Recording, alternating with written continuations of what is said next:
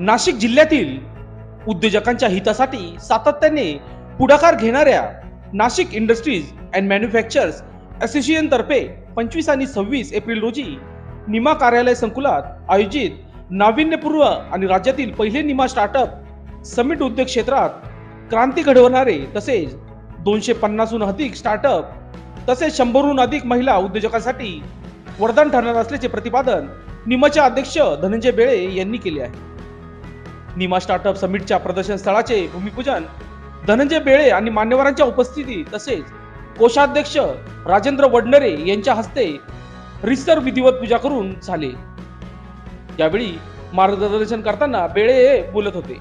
Nashik industries and manufacturers association निमातर्फे आतापर्यंत उद्योजकांच्या हितासाठी Nima power, Nima bank summit